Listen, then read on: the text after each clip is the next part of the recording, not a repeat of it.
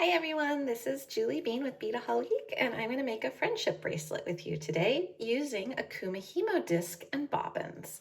So here is my friendship bracelet that's already done. So I want to show you the pattern. So you see, if you look kind of at a diagonal, it has a little bit of a spiral core to it. There's a little bit of a thicker weave every once in a while that gives it a bit of a spiral. And you could make this striped as well. I just really wanted a nice, almost like a mosaic look.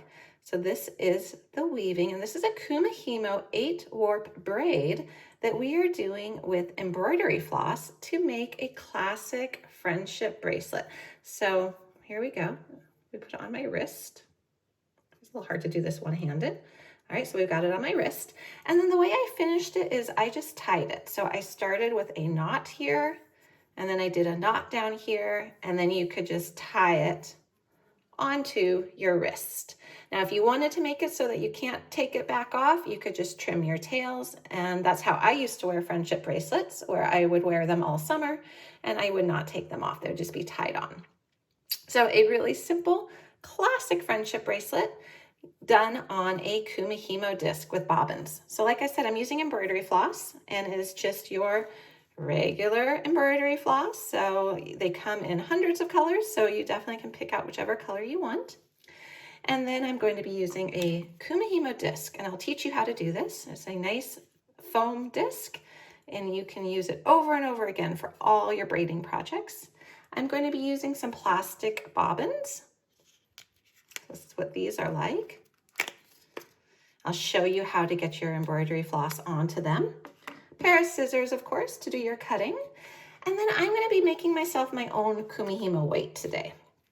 So if you do a lot of Kumihimo weights, Kumihimo over at Beadaholic, we do sell Kumihimo weights, but I'm going to show you how to make a little homemade one right here using a paper clip and just a heavy object I had around my house.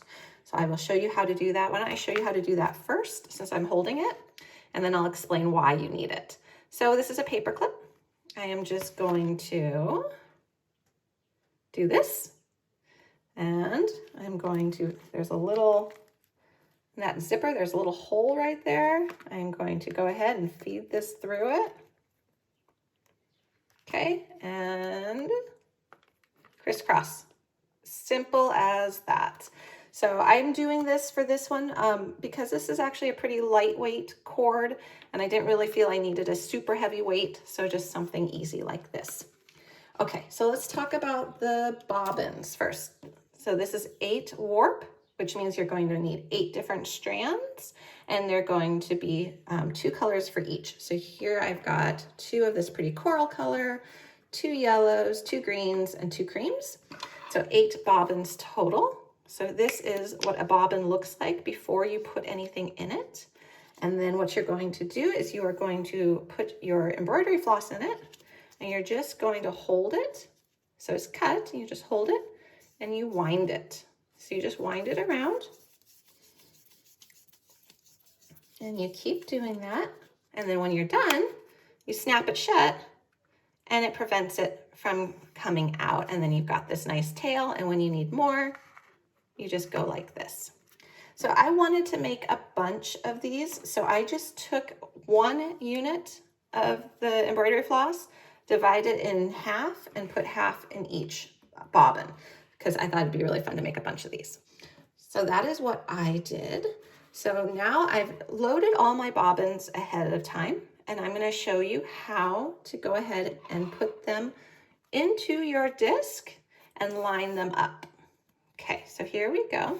You see there's numbers. There's an 8, a 16, a 24, and a 32. So for the 8 warp, we're going to be going with these numbers and these dots, which makes life really easy for us. Okay, so you've got your bobbins. So pull out, I should say, 10 inches or so. Maybe actually a little bit more, because we're gonna want to tie these with a knot. Okay, so let's go ahead and do about 15 inches of each. Does not have to be exact. We're not doing any cutting right now. And with these, you can always pull more out or rewind them a little bit. So no need to stress about being exact. This is all just fun and tweaking as we go. Okay, so now that you've got this, and remember our original sample here, we left a good amount to tie. So what we're going to do is we are going to take these and line up their ends.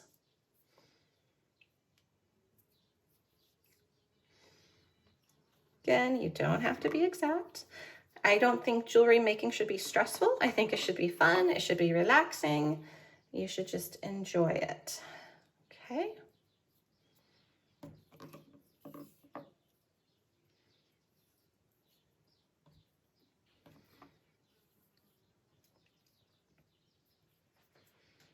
Almost there.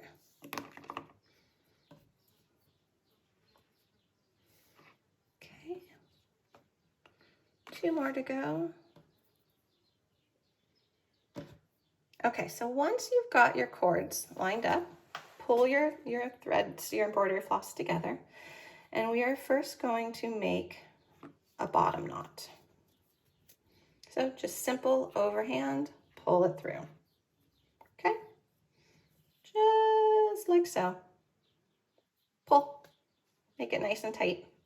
Okay, now we're gonna go up 3 inches or so, 4 inches, whatever you feel you're gonna need to tie it onto your wrist. We're gonna go up. Again, if you need to feed more through, and tie another knot at that point.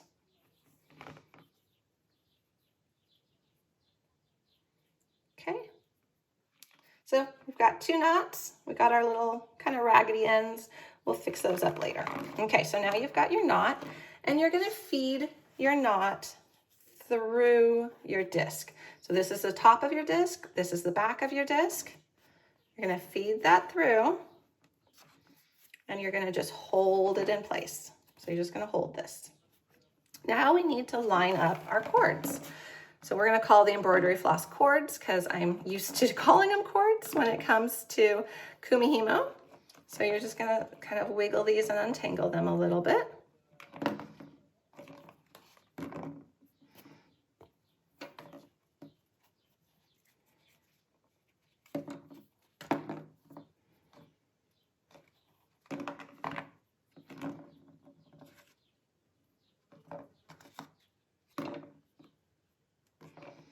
Okay, now what you want to do is you are going to line these up as pairs.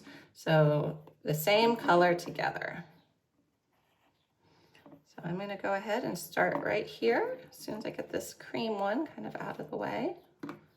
Okay, so we have the 32. To either side of the 32, the left and the right, we're gonna place one of our yellow cords. And we're just gonna do that by pulling it and putting it into this little slot. So there's little cuts and slots on this disc. So one to the left and one to the right of the 32. Okay, now we're gonna do, let's go ahead and do, it doesn't really matter for the pattern. If you were doing stripes, this would matter more, but we're not. Okay, so now the 8 dot. One to the left, one to the right. Okay, now let's go ahead and do let's do the green, okay?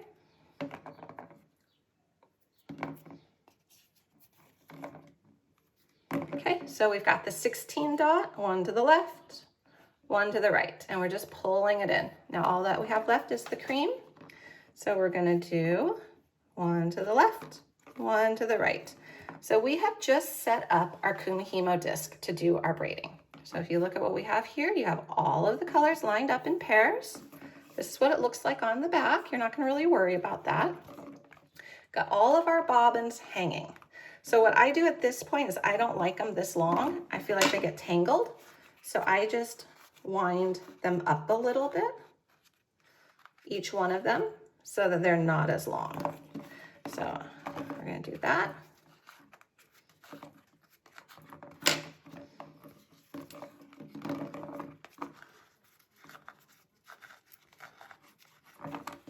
Okay. All right.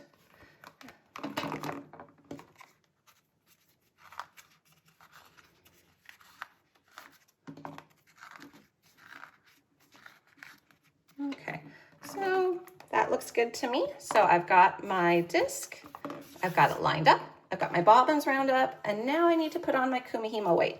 So the reason why you use a Kumihimo weight in the first place is for your tension. It pulls this tight. And by pulling this tight, it gives you a nice, even braid. If you don't use a Kumihimo weight, one, it gets really hard to do the initial braiding because you just start to pull this out. There's nothing holding it in place, especially with this really lightweight floss. So you're definitely gonna want to have a weight. It's gonna give you nice, even tension, and it's going to make your life a lot easier. So what we're going to do is, remember we made this weight. Now we've got this nice, convenient hook right here. I am going to put this little hook right here on the second knot. I'm just going to go like this. I'm going to put it between some of the threads, like so, and pinch it. I love paper clips. Okay, so now this is going to hang from the bottom, like so, and it's going to feed your Kumihimo friendship braid through the middle of your disc as you do your beading. So that is your initial setup on how you get started with the Kumihimo braiding. All right, you might have noticed I have changed my camera angle because you usually do Kumihimo with a large, how do I put this, like a gap below you. So it's either between your legs or you're standing, but you need this to hang freely. So you don't put this on your lap per se, unless you can lift it up high enough. So it's something that you need this to feed through it so that you have this flexibility here. So this is why I am standing now doing this. So in traditional Kumihimo, what you would be doing is you would be going top to bottom. So you would be going this way with your cords. So if you've seen a lot of our instructional videos, that is what you're doing. You're doing a cross. So I varied that a little to get this look here where I have just that slight spiral effect going on with the Kumihimo friendship bracelet braid. So I did it just a little bit different, and I'm going to show you how I did it. But if you're interested in Kumihimo and you want to learn more, and even like beaded Kumihimo, check out our other tutorials. It'll be a slightly different technique. The setup will be the same, but I'm going to show you what I did to make the friendship bracelet. Okay, so what I did is I have the 32 up top, and you have their cords to the left and the right. I'm going to take this cord to the left of the 32, and I am going to pull it over and put it to the right of the 9 here. So I just took the cord that was to the left and put it to the right of the next set over. And then I rotate, and I'm going to do the same. I'm going to take the far left cord and put it to the right of the next group of cords. So you can pay attention to the numbers if you want, but what you really are looking to do is just repeat the pattern, because the numbers, you're going to move along the numbers with your cord. Okay, rotate, leftmost cord over to the right, and I'm just slipping it into its slot. So rotate, left to right. And you notice here we don't have 3 anymore because this is where we started. There's that 32 again. So we are going to end up with just 1. So left to right. I'm going to do this a couple rounds, and it becomes very calming. It becomes very zen-like. You just keep rotating it.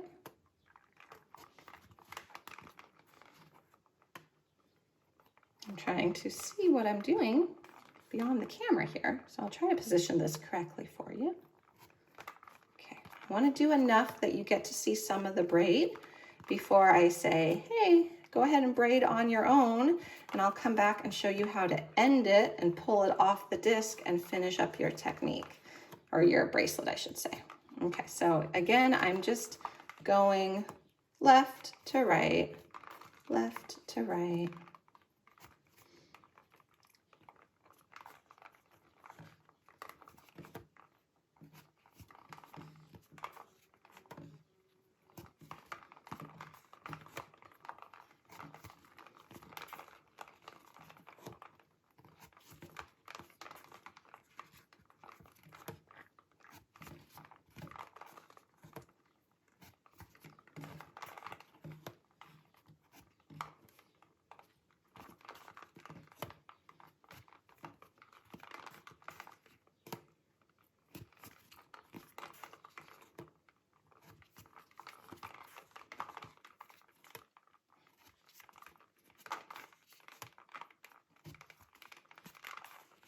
Okay, let's see if we've got enough braid to show. So you do want to remember where you left off. It's easier if when you stop where there's something distinct happening, like we've got one cord here, 3 cords here. So if I look under this and I forget my place, I'll remember that I'm always going this way. So I'm always rotating counterclockwise. And so I know I won't be coming this way to the 1 from the 3, so I'll be coming this way. So let's just hold my place and look underneath and see if we can see anything. There we go. So we're getting the braid. You see how it's overlapping the different cords, the different embroidery flosses? Let me do just a little bit more so you can see a little bit more so that you can compare to what you're doing and make sure that you're on the right track. And it does go quite quickly once you get the hang of it.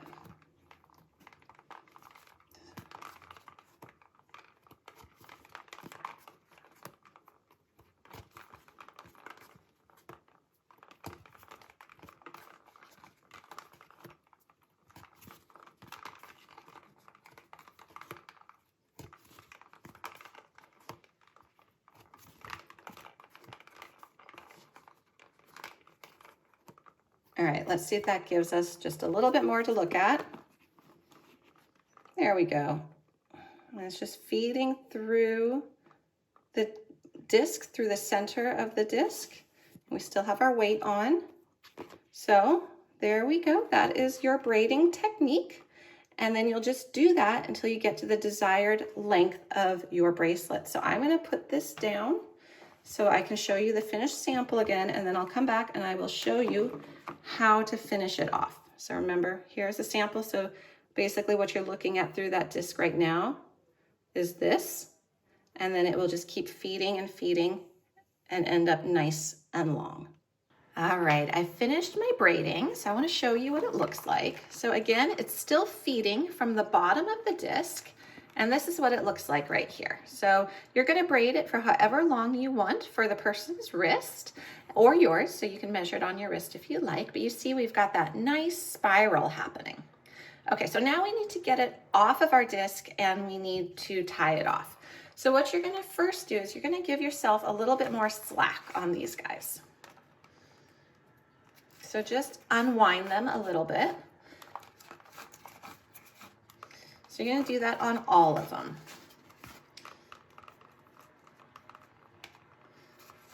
And what's nice is these become little storage containers for the leftover embroidery floss.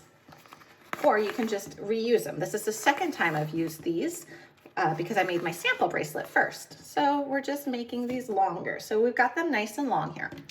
So now we're ready to take this off of the plate. Now, once you take it off of the plate, you really can't put it back on in a way that's gonna make them line up properly. It's one of those things that you gotta make sure that you are ready.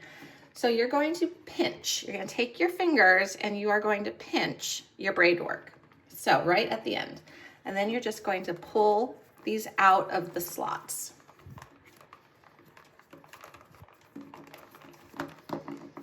Okay, so we're doing that. Now it's going to be much easier to pull this part here through. So I'm going to take off, I'm still pinching it. I'm going to take off my little homemade weight. Okay, and now I'm going to feed this through and I'm going to pinch it with my other hand. All right, we are done with the plate. Okay, so now what you're going to do is you're going to cut these.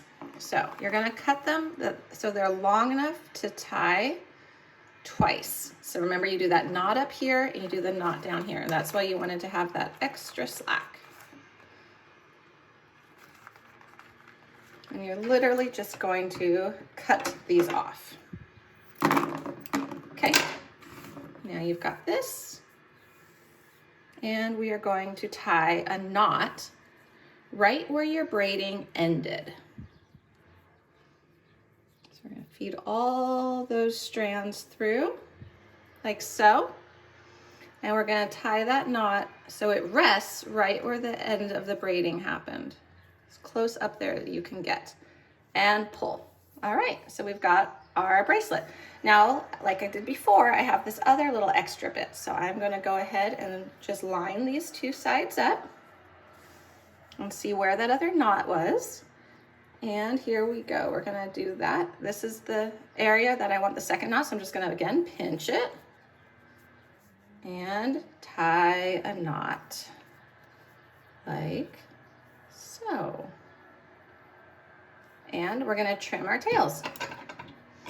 So I'm gonna just trim them. I like it having a little bit of like a tassel effect, so I'm gonna leave them a little bit long. I'm gonna go back to the other side and I'm gonna trim them up as well. There we go. We finished our Kumihimo friendship bracelet. So that's what it looks like.